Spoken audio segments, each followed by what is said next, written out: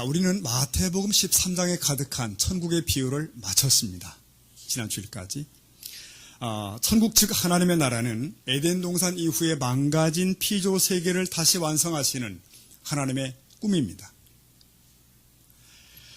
그러므로 우주의 역사는 그날을 향하여 직선으로 날아가고 있습니다. 우리 개인이 태어나고 죽고 민족과 나라가 흥망성쇠를 이루는 것도 하나님의 나라를 향하는 과정이라고 말할 수가 있습니다.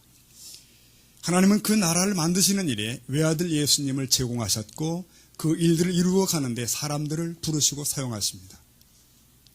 마태 13장에 나오는 천국의 비유들은 예수님이 오신 이후로 지상에서 이루어져 오고 있는 천국의 모습이었습니다. 그래서 그것은 어쩌면 교회의 모습이라고 말할 수도 있습니다. 그러므로 거기에는 순종이 있는가 하면 거절이 있고 변절이 있고 부패가 있습니다. 그러나 끝내 그 나라는 성취됩니다.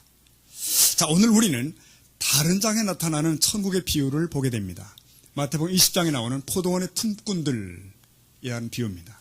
해석이 조금 난해한 비유라고 말할 수 있습니다. 하나 우리는 이 비유 역시 내용의 흐름 속에서 살펴볼 때 정확한 뜻을 알 수 있다고 생각합니다. 자, 앞에 바로 앞 19장에는 그 바로 유명한 그 부자 청년의 얘기가 나옵니다. 그는 예수께 나와 어떻게 영생을 얻을 수 있는 것인지를 질문했습니다. 그는 계명을 지켰고 덕스러운 생활을 하는 사람이었습니다. 그러나 그는 마음속으로 자기의 부를 신뢰하는 사람이었습니다. 주님은 말씀하시기를 내 소유를 다 팔아 가난한 자들에게 주고 나를 따를 것이라.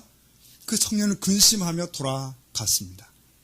그는 모든 자기가 갖고 있는 소유 자체가 하나님의 선물이었음을 망각하고 있는 사람이라고 말할 수 있습니다. 주님은 청년이 돌아가는 뒷모습을 슬프게 바라보시며 말씀하셨습니다. 봐라, 부자가 천국에 들어가기 어렵단다. 차라리 낙타가 바늘구멍으로 들어가는 게 쉬워. 이렇게 말씀하셨습니다. 제자들은 올라서 수군거리기 시작합니다. 이때 베드로가 말하기를 주님, 우리는 모든 걸 버리고 주를 따랐는데 우리에게 무엇을 주시겠습니까? 라고 질문합니다. 주님은 답변하셨습니다. 너희에게는 그 나라에서 영예와 보상이 있을 거야. 그러시면서 이런 말씀을 하셨습니다. 19장 끝절 30절. 그러나 먼저 된 자로서 나중되고 나중된 자로서 먼저 될 자가 많으니라 말씀하셨습니다. 여러분, 이 구절을 한마디로 말하면 역전입니다. 대역전이죠. 나중된 자가 먼저 됩니다. 아이들식으로 표현하면 이런 거죠. 1등인 줄 알았는데 꼴등이더라 이거예요. 꼴찌인 줄 알았는데 알고 보니까 1등이더라는 겁니다. 천국 즉 하나님의 나라에서는 그런 일이 많다고 말씀을 하십니다. 이게 쉬운 말씀이 아니에요. 그래서 주님은 이걸 설명하기 위해서 20장 1절부터 비유를 주셨는데 바로 포도원 품꾼의 비유입니다. 그리고 이 비유가 끝나는 16절에 또 이 구절이 나옵니다. 보시면 16절에 읽어봅니다. 제가 다 같이 이와 같이 나중된 자로서 먼저 되고 먼저 된 자로서 나중되리라. 아까 19장 30절과 사실은 같은 내용을 뒤에서 반복합니다. 그러므로 이 두 구절 사이에 오늘의 비유가 담겨 있는 것입니다. 그러면 오늘 포도원 품꾼의 비유의 핵심은 분명합니다. 하나님 나라는 무엇인가? 나중된 자가 먼저 되는 역전극이 하나님의 나라라는 거예요. 자, 내용을 살펴보겠습니다. 여기 포도원을 가지고 있는 집 주인이 있습니다. 그는 품꾼을 얻어 농장에 들여보내기를 원합니다. 그래서 그가 나간 곳이 장터예요. 일당 노동자를 찾으러 간 겁니다. 장터는 성경에 보니 아고라라고 표현된 단어가 나온 거죠. 아고라, 철학을 논하는 광장이기도 하고 논쟁도 하고 물건 매매도 하고 뭐 때로 공연도 하는 그런 현장입니다. 요즘 인터넷 매체에서 아고라는 시끌시끌하는 광장이죠. 특히 반기독교적인 글들이 막 쏟아져 나오는 그런 아고라 광장도 있습니다. 자, 주인이 장터 아고라로 나갔습니다. 근데 주인의 목적은 하나예요. 포도원의 일꾼을 구하러 간 겁니다. 근데 5차례에 걸쳐서 일꾼들을 끄집어 드립니다. 이른 아침, 그 다음 9시, 정오, 그리고 오후 3시, 심지어 오후 5시, 이렇게 5번입니다. 참 이상한 일은 당시 노동 관리에 따르면은 아침 6시부터 오후 6시까지 일하는 거예요. 그리고 하루치 일당을 받습니다. 그게 바로 1데나리온이에요. 우리로 치면 한 10만 원쯤 되겠죠. 그러니까 이른 아침에 들어온 일꾼들은 아침 6시에 시작을 했을 겁니다. 그리고 12시간 일합니다. 그리고 관례대로 품삯을 받는 거죠. 그렇다면은 이른 아침 들어온 사람 말고 9시 들어온 사람, 12시 들어온 사람, 이런 사람들은 어때요? 적게 일하는 거죠. 적게. 그러므로 1차로 들어온 사람 외에는 정상적인 노동을 한 것이 아닙니다. 예컨대 9시 들어온 사람은 그날 일할 곳이 없을 줄 알고 포기하고 있었는데 9시에 부른단 말이에요. 돌아보니까 이미 3시간 전에 들어온 사람들이 일하고 있습니다. 그러므로 이 사람들은 하루치 노임은 다 받을 수 없겠구나.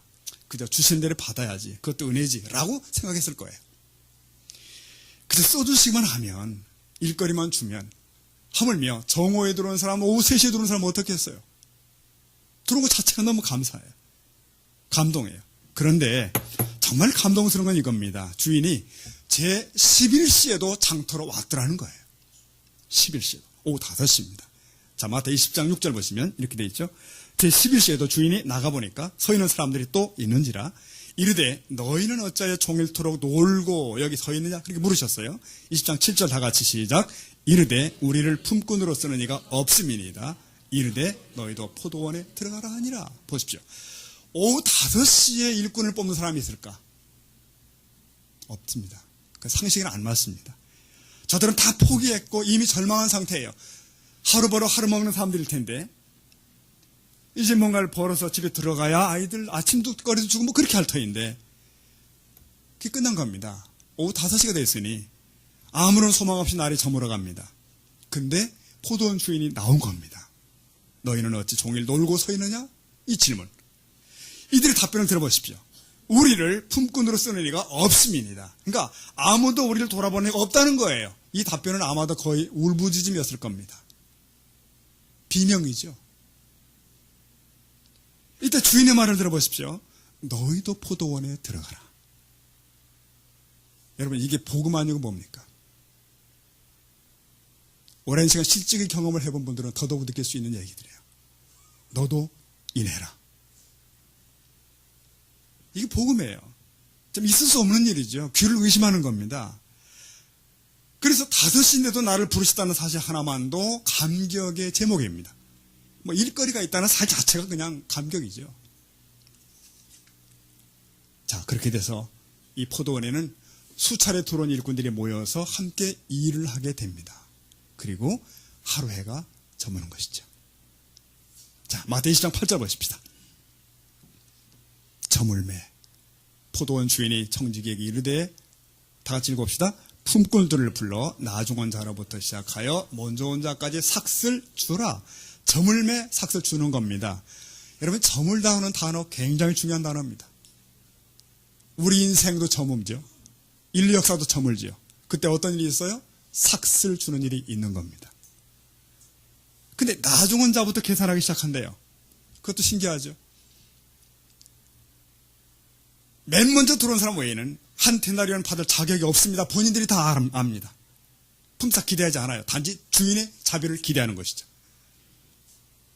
근데 문제는 이겁니다. 이 임금이 삭시 노임이 지불이 끝나고 부터 문제가 터진 거예요. 일단 주인은 청지기에게 말하기를 자, 맨 나중에 들어온 사람 앞에 서게 해라. 오후 5시짜리. 그 다음에 3시, 정오, 9시, 맨 이른 아침. 그러니까 맨 아침에 들어온 사람은 맨 뒤에 선꼴이 되는데 아마 또 줄 선 사람 가운데서 맨 뒤에 선 사람만 나는 오늘 품삯을 받을 수 있다. 한 데나리온. 그랬을 거예요. 이 나머지 사람들은 다 마음을 졸이는 겁니다. 얼마나 받을 수 있을까? 많이 주면 좋을 텐데. 근데 여러분 오늘 본문을 잘 보십시오. 희한한 일이 벌어졌죠? 맨 앞에 선 사람, 그러니까 오후 5시에 들어온 사람 1시간짜리 이 사람에게 얼마요? 한 데나리온을 주었다는 거예요. 저동님 한 데나리온. 하루치 품삯이죠. 깜짝 놀란 거예요. 아마 깜짝 소스라쳐 놀라는 겁니다. 그리고 본인도 놀랐지만 뒤에 선 사람들도 다 놀라는 거예요. 그래서 다들 머릿속으로 복잡하게 계산이 돌아가는 겁니다. 저 주인이 미쳤든지 아니면 혹시 나도 오늘 횡재할지 모르겠다. 근데 두 번째 선 사람 오후 3시에 들어온 사람은 자, 1시간짜리가 한 데나리온 받았다면 나는 3시간 일했는데 최소한도 어쩌면 세 데나리온 내지는 2데나리온은 주지 않겠나? 이런 계산. 그렇다면 다른 사람들은 더 하죠. 막 계산들이 복잡히 돌아갑니다. 근데 여러분 오늘 말씀 보니 그렇지 않죠? 다음 장을 보시면 각 모든 들어와 일했던 사람들에게 다른 품꾼들에게 동일하게 얼마? 1데나리온씩을 줬다는 것이죠. 본문에 보니까 이 사람들이 격분합니다. 주인은 원망하기 시작합니다. 어찌 이럴 수 있다는 거예요. 아니 도대체 무슨 일이냐. 여러분 우리는 이 화내는 사람들의 정서를 충분히 이해할 수 있습니다. 왜? 우리도 비슷한 정서를 가지고 있잖아요. 아니 더 많이 일하는 사람이 더 많이 받는 게 맞지 뭐. 불공평하잖아 이건. 현대의 경제 원리와 맞지 않는 일이 거기서 벌어지는 겁니다. 아마 우리 시대의 노동조합이 그거 들으면 어떤 일이 벌어질까요? 네, 악덕 기업주 물러가라 이런 투쟁이 벌어지기 시작하는 겁니다. 일한 만큼 대가를 받아야 된다. 이런 공식에 길들은 우리 인간들은 은혜를 이해하지 못합니다. 은혜를 몰라요. 그리고 오직 타인이 받은 은혜에마저도 시기와 질투와 분노를 표하는 거예요. 여러분 생각해 보십시오. 이른 아침에 들어온 자들 그들만 12시간 일했고 정상적 노임을 받았다. 나머지는 다 혜택을 받은 자들이에요. 은혜의 주인공들이 다. 그러니까 자기 수고에 비해서 더 많이 받았어요. 정도 차이는 있지만 아무도 할 말이 없으면 단지 감사의 말 외에는 없는 거예요. 그게 정상입니다. 근데 저들은 서로를 비교하기 시작합니다. 왜 저녁 때 들어온 저자도 나와 같이 취급돼야 되느냐 이거예요. 여러분 아십니까? 그날 거기에는 두 부류의 사람만 있습니다. 감사하는 사람과 원망하는 사람. 네. 노임받고 조용히 감격하고 있는 사람과 불평하며 떠드는 사람. 딱 둘로 나누는 것이죠. 20장 11절 보니 이렇게 되어 있죠. 저들이 노임을 받은 후에 집주인을 원망하여 불평을 시작했다. 우린 종일 수고하고 견뎠는데 포도원 써. 이게 뭐냐 이거예요. 1시간밖에 일하지 아니한 자와는 다르다. 우리의 수고를 무시하나? 여러분 그러나 이 주인의 말과 똑같이 주인이 잘못한 게 없어요. 주인은 원래 계약대로 했습니다. 하루 일한 자에게 1데나리온 준 거예요. 정당하고 잘못이 없습니다. 단지 오히려 부족한 자들에게 넘치는 은혜를 주신 거예요. 저들도 먹고 살아야 돼. 저들도 자식들 가서 먹여야 되지. 이런 겁니다. 이날 불평하지 아니하며 주인의 은혜를 받아들인 자는 오직 나중에 온 자 그들뿐이에요. 맨 나중. 다른 먼저 온 자들은 뭐죠? 불평하고 주인을 적대시하기 시작합니다. 이렇게 갈라지는 것입니다. 불평할 이유가 없는데 충분히 받았는데 더 많이 받았는데 왜 불평하는가? 주인은 이렇게 말합니다. 내가 선함으로 너희가 나를 악하다 하는가? 여러분 여기서 집 주인이 누굴까요? 포도원 주인이 누굴까요? 하나님이십니다. 품꾼들은 누굽니까? 뭇 영혼들이에요. 사람들. 그리고 품꾼으로서 포도원에 들어가는 것은 예수 믿고 그리고 교회에 속하는 것을 말합니다. 포도원은 천국이며 교회를 상징하는 것이라 말할 수도 있습니다. 그러니까 장터에 있는 사람들은 바로 온 인류를 말하는 것이에요. 거기 서성거리고 있는 겁니다. 하나님을 떠난 인생들은 다 장터에서 서성거리고 있어요. 대안 없이. 이런 자들을 찾아 주님은 이른 아침에 이 땅에 찾아오신 것이죠. 종을 시켜 일꾼을 찾을 수도 있는데 당신이 직접 품꾼을 구하러 왔다는 거예요. 하나님 마음입니다. 하나님은 모든 사람이 그래서 진리를 알고 구원에 이르기를 원하시느니라. 그 마음이에요. 주님 말씀처럼 수고하고 무거운 짐진 자들아 다 내게로 오라. 아마 그 마음이죠. 그래서 그들을 포도원에 받아들이는 겁니다. 이 주인의 마음이 곧 주님의 마음이고. 사랑하는 성도 여러분, 오늘 우리에게도 주님이 포도원에 들어가 일하라 말씀하셨기에 우리가 이곳에 있는 줄로 믿습니다. 그렇지 않으면 밖에 계셨을 거예요. 다. 시장에, 장터에. 예수 아무나 믿는 거 아니다. 그런 말 들어보셨죠? 이 말 진리입니다. 아무나 믿는 거 아닙니다. 또한 믿게 되는 형편과 과정도 참 천양지차예요. 너무 다른 상황 속에서 부름받는 것이 마치 먼저 부름받은 나중 부름받은 이런 차이와 비슷합니다. 우선 하나님의 나라가 역사 속에 진행되고 있다고 볼 때 사람들이 이 본문을 이렇게 해석합니다. 시차를 두고. 이런 해석이 있어요. 이른 아침에 들어온 자가 누구냐? 아담 때부터 노아 때까지 구원받아 천국에 간 자들 아닐까? 그렇다면 9시는 아브라함 때까지, 정원은 모세시 때까지 이렇게 쭉 해석해 나와요. 그렇다면 예수님 오신 직후에 들어온 자들은 누굴까? 이방인들이다. 우리 한국 성도들, 중국 성도들, 이런 사람들. 그러니까 먼저 들어온 자들은 유대인 이스라엘이라면 나중 들어온 자가 이방인들인데 오늘날 이방 교회들이 훨씬 더 부흥하지 않느냐. 이런 해석이 또 가능합니다. 그런가 하면 더 단순한 해석도 있습니다. 예수님이 비유를 주실 그 당시 돌아가 보면은 먼저 된 자가 누군가? 바리새인 같은 사람들입니다. 종교적 업적에 만족하고 이방인과 죄인들을 무시하고 율법을 지키고 인정을 받고 이런 사람들이에요.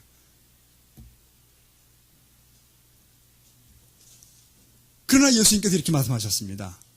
저들보다 죄인이나 세리나 창녀들이 더 하나님 나라에 가깝다. 이렇게 말씀하신 거예요. 바뀌는 거죠. 자, 그러면 이런 말씀들을, 이런 먼저 된 자와 나중 된 자 이런 얘기들을 오늘 우리에게 적용하면 어떻게 가능할 것인가? 먼저 된 자는 어릴 때 예수 믿거나 모태신자, 그렇지 않습니까, 여러분? 나중 된 자는 나이 들어 40대, 50대 늦게야 신앙을 받은 분들, 이게 분명히 늦게 그런 분 같아요. 또 먼저 된 자는 원래 종교적 분위기에서 자란, 신앙 갖기 편한, 나중 된 자는 미신이나 불신앙적 분위기에 성장한 사람들, 어렵게 예수 믿고 들어온 거죠. 이렇게 볼 수도 있습니다. 우리가 한 지교회를 말한다고 한다면 먼저 된 자는 뭐예요? 교회 개척 때부터 나왔다든지 오래전에 교인 된 분들, 네. 나중 된 자는 늦게 교회 오셨다든지 최근에 등록하신 분들, 이렇게 볼 거예요. 그렇다면 먼저 나온 자는 대개는 직분을 맡거나 이런 분들, 나중 온 자는 그냥 일반 성도, 이렇게 말할 수도 있습니다. 그런데 영적 세계를 들여다 보니까 이 나중된 자들이 먼저 되는 일이 많으니라, 그 말씀하시는 겁니다. 이게 단지 구원의 문제에 적용되고 끝나는 것이 아니라 모든 우리 인생 전체에 적용될 수 있다는 거예요. 이 원리가. 이 본문이 말하는 한 데나리온은 예수님의 생명입니다. 예수 생명이에요. 그러니까 이 데나리온을 받았다고 하는 것은 뭐죠? 구원을 받았다는 뜻이에요. 주님은 예수 믿는 자들에게 이 생명을 주신다고 약속을 하셨습니다. 때가 될수록 회개하고 돌아오길 주님은 원하시지만 인생들은 여전히 휘장거리에서 쓸데없는 얘기들을 하고 세월을 보내고 그렇게 있는 것입니다. 우리를 품꾼으로 쓰는 이가 없습니다. 라고 하는 것은 어쩌면 저들에게 복음을 전하여 초대하는 이가 없다는 뜻일 수도 있습니다. 그러므로 예수를 믿지 않고 장터에 서 있는 자들에게 우리는 복음을 들려줄 책임도 있는 것이에요. 우리 가족 중에도 장터에 있는 분 계시잖아요. 우리 친척 중에도 계시고. 장터는 소망이 없습니다. 조금 있으면 해가 질 텐데 이제 주인은 오후 5시에도 그래서 품꾼들을 포도원에 불러드립니다. 그들에게도 데나리온을 주길 원하십니다. 구원의 선물이에요. 문제는 먼저 부름받은 자들이에요. 먼저 포도원에 들어온 자들. 저들은 자신의 공로를 의지하기 시작했고 내가 일한 것을 주장하기 시작했고 나중 온 자들을 오히려 멸시하기 시작해요. 하나님께 불평하고 원망까지 했다는 것이죠. 여러분, 사랑하는 성도 여러분, 우리 신앙의 적은 남보다 내가 앞에 있다고 생각하는 것, 혹은 내가 더 많이 일했다고 하는 공로의식, 그런 거예요. 이 공로의식은 특별히 남과 비교할 때 그 극도에 달합니다.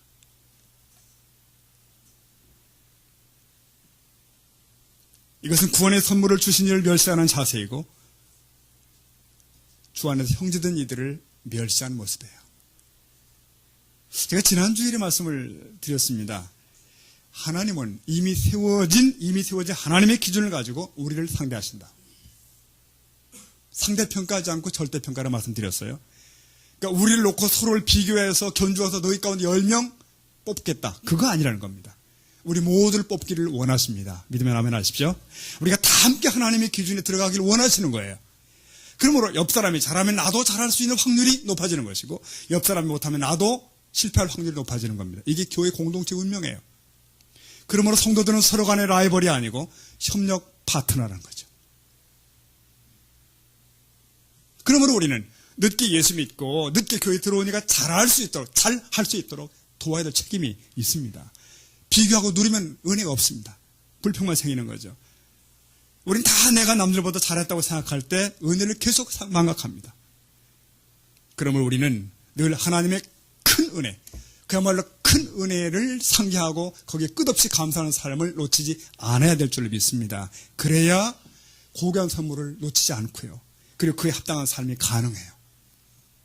그런 삶이 상급이 있는 것이겠죠. 자, 우리가 잘 아는 그 천국에 관한 우스개 다시 생각해 보십시다. 천국 가면 놀랄 일이 많다. 네. 첫째, 꼭 천국에 올 줄 알았던 양반이 안 왔더라. 놀라는 거죠. 둘째, 절대로 천국 못 올 줄 알았는데 천국에 와 있어요. 세 번째는 뭐라고 했죠? 네. 나 같은 자가 이 황홀한 천국에 들어왔다는 사실 자체가 놀랍다 이거예요. 이게 무슨 얘기입니까? 진정한 믿음은 하나님만이 아신다는 얘기예요. 그에 따라서 알곡과 가라지가 갈라지는 것이고, 그리고 좋은 고기와 쓸모없는 고기가 갈라지는 것입니다. 천국에서의 상급과 보상도 마찬가지예요. 분명히 그럴 겁니다. 천국에서 상급 많이 받을 줄 알았는데 어떤 일을 보니까 우스갯말로 개털이더라 이거예요. 가보니 저 사람은 정말 하나님께 특별한 대접할 줄 알았는데 막상 보니 아니더라, 꽝이더라 이거예요. 뭐 이런 일이 있다는 것입니다. 또 상급 못 받을 줄 알았는데 전혀 아니고 놀랍더라. 전적으로 주께 복종하며 그를 위해 헌신에 희생했던 자들에게는 아까 말씀 보니까 베드로에게 100배 이상이라는 말씀하셨습니다. 대역전인데. 그렇지만 그 보상에 대한 결정권은 누구한테? 포도원 주기에게, 다시 주의 권한에 있다는 것입니다. 그러니까 앞이 있다고 앞이 아니라는 뜻이에요. 우리는 그 누가 예수를 위해 많은 희생을 했다고 해서 그가 영예의 자리를 요구할 수 없습니다. 주님의 판단은 우리가 생각하는 것과는 매우 사뭇 다릅니다. 사실 주를 위해 뭔가를 할 수 있다면 그 모든 것이 그의 허락하심 때문이 아닙니까? 네. 만약 누군가가 재물로서 주를 충분히 많이 섬길 수 있었다. 그것은 그 재물 얻을 능을 주신 하나님 때문에 가능한 것입니다. 그렇지 않습니까? 만약 누군가 어떤 직분을 통해 많은 봉사를 했다. 그 직분을 주신, 기회를 주신 하나님 때문에 가능한 거예요. 여러분이 주신 어떤 달란트와 모든 인생의 능력들을 가지고 많이 봉사할 수 있겠죠. 그 봉사의 바닥에 주님이 그렇게 할 수 있었기 도우셨기 때문에 가능한 거예요. 그러므로 주님 나라에서 주시는 주님의 보상은 주님만이 아시는 그 깊은 판단이 따로 있는 것입니다. 그래서 앞에 선 자가 어떻게? 뒤로 가는 거예요. 우린 믿음으로 말미암아 영생을 얻게 됩니다. 그런데 그가 우리에게 줄 영광의 자리는 반드시 그의 판단에 맡겨야 되는 것이고 그의 주권 안에 있습니다. 우리는 그가 우리에게 영광의 자리를 주지 않았다고 해서 그를 원망할 자격이 없는 것이에요. 그건 죄악입니다. 그러므로 한나라의 상급은 처음 된 자가 나중되는 것이고 나중된 자가 처음 되는 진리가 정확하게 적용되는 것입니다. 여러분, 이름 없는 산골에 태어나서 조그만 산골 교회를 섬기며 그리고 또 스라의 자녀들을 믿음으로 그냥 양육하고 산골을 벗어난 적도 없이 세상에 살다가 떠나신 할머니가 있다고 한다면, 한편 대도시에 태어나서 공부할 수 있는 여건이 주어졌고 총명한 머리를 가지고 더구나 목사가 되어서 대교회를 이루며 큰 목회를 이루었다 할 때 문제는 하나님 나라에서는 뒤집힌 일이 있다는 것이에요. 누가 주 앞에 큰 영광을 입을 것인지는 전혀 다른 일이 벌어지는 것입니다. 우리는 진정 주님을 기쁘시게 하는 자가 될 수 있기를 소원합니다. 거기에 답이 있습니다. 이번 추석 명절에 가족과 함께 이제 기도원회를 좀 갔었습니다. 마침 언론에도 자주 봤던 한기총 회장을 했던 그 목사님이 강사로 서셨더라고요. 그분이 설교 중에 이런 말씀을 들었습니다. 이제는 목회도 은퇴해서 아들 목사님이 이어서 목회를 하는가 봐요. 근데 이 목사님이 가만히 보니까 이 아들 목사님이 새 목회를 한다고 막 남전도회도 여전도회도 없애고 다 없애고 이것도 없애고 또 없애고 아버지 제가 다 알아서 하겠습니다. 그러니까 은근히 아들 목사님에 대해 걱정이 생겼어요. 이 목사님이. 그래서 순수를 둔 겁니다. 아들 목사님 그렇게 전도회도 없애고 뭐 봉사직들도 다 없애고 그러면 되는가? 당회도 생각해보고 장로가 34명이나 되는데 할 일이 없으면 다 떠난다고 이렇게 말씀하신 거예요. 제가 그분의 말씀을 들으면 이렇게 생각을 해봤습니다. 자, 한 교회에서 30년 넘게 목회하셨던 소위 성공한 목회자의 경험 아닙니까? 경험. 그래서 세목회한다고 함부로 뜯어 없애고 그러면 안 된다, 위험하다는 조언 일리가 있습니다. 네. 근데 이제 장로님들을 언급하는 과정에서 34명 되는 사람은 할 일 없으면 떠난다. 그 얘기는 그런 예를 많이 봐왔다는 얘기예요. 또 그럴 거라는 추측입니다. 그분의 판단상.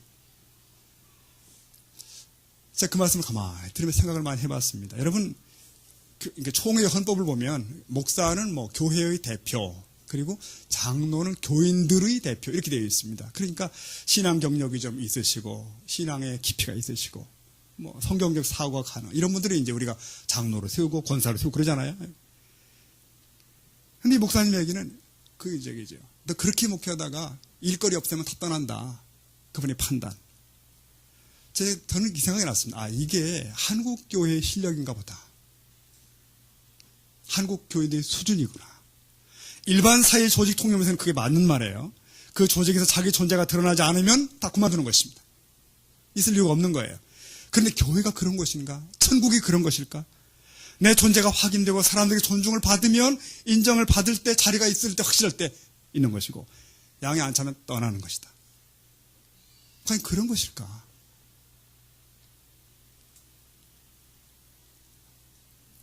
여러분, 요즘 이겁니다. 눈에 띄게 서 있고 앞에서 일하는 사람이 힘들다고 하지만 더 힘든 것이 뭔지 아십니까? 뒤에 있는 것입니다. 그렇지 않습니까? 나서지 않고 가만히 있는 것 더 힘듭니다. 누가 인정해 주지 않을 때, 누가 봐주지도 않고, 뭐 그런데도 성도로서의 자리를 변함없이 지키는 거 무지하게 어려운 것입니다. 여러분 주일날 나오실 때 이것저것 맡은 일이 많아서 봉사하는 이들도 참 귀합니다. 그분들이 있게 교회가 돌아가죠. 그러나 아무 하는 일이 주어지지 않고 그저 주님만 바라보며 차분히 예배자로서만 참여하는 거 이거 대단히 힘든 일입니다. 이게 얼마나 어렵고 얼마나 소중하고 얼마나 중요한지 아십니까? 여러분 선교회 회장이나 다락방 순장 같은 거 해보신 분들 다 아시는 거예요. 맡아서 열심히 일하셨습니다. 봉사했어요. 근데 다음에 회장을 내놓고 난 뒤에도 변함없는 모습으로 주를 섬기는가? 변함없는 모습으로 집회에 참여하고 그 열정을 유지하는가? 못한다 이거예요. 왜? 누가 바라보지 않거든요. 인정받음이 없는 것입니다. 유지 못하는 것입니다. 이게 신앙의 실력이에요. 그걸 주님이 보시는 거예요. 그것을. 성도 여러분, 우리가 그 수준을 벗어나지 못하면 아주 초라한 악의 신자로 일생을 마칩니다. 아주 초라한 악의 신자로 끝나는 거예요. 사도 바울이 고린도 교회 성도들이 얘기했던 그 얘기입니다. 어린아이들인 거죠. 그 직분이 무엇든 교회에 먼저 들어왔든 나중에 들어왔든 상관없이 오늘 비유에 따르면 먼저 된 자였으나 결국은 나중된 자가 되는 꼴이죠. 앞에서 된 자인 줄 알았는데 실체는 꼴찌라는 거예요. 네, 사랑하는 성도 여러분, 여기 있는 우리 모두는 다 포도원에 부름받아 들어와 있습니다. 먼저 들어온 자들이죠, 우린 다. 우린 먼저 교회 나온 자들이에요. 자, 먼저 교회 나오신 분들 틈에 이런 말 들을 때 있죠. 내가 이 교회의 누군데, 아니 내가 여기서 한 일이 얼만데, 딴 사람과 동등한 대우를 받아야 돼? 당연히 다른 대접 받아야지. 이런 생각들, 이런 마음들. 그래서 나보다 늦게 들어온 아무개가 나와 동등한 대우를 받을 때 이 포도원지기 농부들처럼 일꾼들처럼 불평이 시작됩니다. 나는 아침부터 저녁 때까지 포도원에서 땀 흘리고 일하고 봉사했는데 저자가 한 일이 뭐지? 내가 낫지 않은가? 여러분 그런 생각을 굳건히 갖고 있다면 천국에서는 다 뒤집힌다는 거예요. 그게 다 뒤집히는 거예요. 우리 주목할 것은 포도원의 주인의 생각은 전혀 다르다는 것입니다. 그분은 신앙의 지각생들에 대해서 지극한 애정을 가지고 계십니다. 그분은 선하시고 그분은 너그러우셔요. 참으로 너그러우십니다. 얼마만큼 예수 그리스도가 갈보리 산상의 십자가 위에 달리실 때 거기 여유롭게 서 있는 군병들과 비우는 자들에게까지도 자비를 베푸실 만큼 심지어 십자가상의 강도까지 마지막에 데리고 가기 구원받기를 원하시는 그런 마음이죠. 하나님은 그 사랑으로 사람들을 부르십니다. 끊임없이. 그래서 무가치한 자를 가치 있게 쓸모없는 자를 쓸모 있는 자로 바꾸시는 거예요. 이게 먼저 들어온 자들에게 불평이 됩니까? 자, 오늘 말씀을 이렇게 매듭을 하겠습니다. 이 비유를 가만히 보면서 저는 이런 생각을 하게 되었습니다. 여기 나오는 집주인이 포도원 주인은 포도원을 운영하기 위해서 사람들을 불러 모은 게 아니라는 거예요. 사람들에게 품삯을 주기 위해서 포도원을 만들었구나. 저들에게 데나리온을 나눠주기 위해서 저는 포도원이라는 농장을 만드신 거예요. 그러니까 포도원 자체가 은혜입니다. 포도는 은혜의 마당이에요. 이미 그 울타리 안에서 섬기고 일하고 교제하고 봉사하는 나와 여러분은 감사할 수 있어야 될 줄로 믿습니다. 이 감사 놓치면 다 망하는 거예요. 오늘 말씀 보니까 날이 저물매. 네, 이제 결산의 시간은 다가옵니다. 누구에게도 다가오죠. 날이 저물매. 1시간 일한 일꾼은 품삯을 받는 것이 아니라 은혜를 받는 거예요. 1시간 가지고 어떻게 품삯을 받습니까? 은혜를 받는 겁니다. 다른 사람도 마찬가지 자격이 모자람에도 불구하고 받는 것들이 다 은혜예요. 자기 수고에 넘치는 보상들입니다. 여러분 아십니까? 본래 인류는 다 허망한 자들이에요. 그저 허전한 인생이라는 공터에 서성거리고 있는 것이고 날이 저물면 그대로 어둠 속에 사라질 수밖에 없는 것이 우리의 존재였습니다. 그런 우리를 부르시고 포도원에 있게 하시고 일거리를 주신 하나님. 이런 포도원 주인은 우리 하나님이시고 그분은 역전의 하나님이신 줄로 믿습니다. 데나리온은 구원의 은총이지 않습니까? 세상 무엇과도 견줄 수 없는 것, 나 같은 자에게도 베푸신 한량없는 은혜가 바로 그것입니다. 그러면 이제 우리가 할 수 있는 게 뭘까요? 우리는 시편 기자의 고백처럼 구원의 잔을 들고 높이 들고 감사하는 것, 그리고 부름받은 이 포도원에서 일하는 가치를 놓치지 않는 것, 그리고 이 일에 함께하는 이들을 은혜의 눈으로 바라보고 그 마음으로 일생을 사는 것, 그것이 부름받은 저와 여러분의 자리인 줄로 믿습니다. 자, 우리 시편 116편 12절, 13절, 14절 말씀 읽고 마치도록 할까요? 같이 읽다 시작. 내게 주신 모든 은혜를 내가 여호와께 무엇으로 보답할까? 내가 구원의 잔을 들고 여호와의 이름을 부르며 여호와의 모든 백성 앞에서 나는 나의 소원을 여호와께 갚으리로다. 아멘.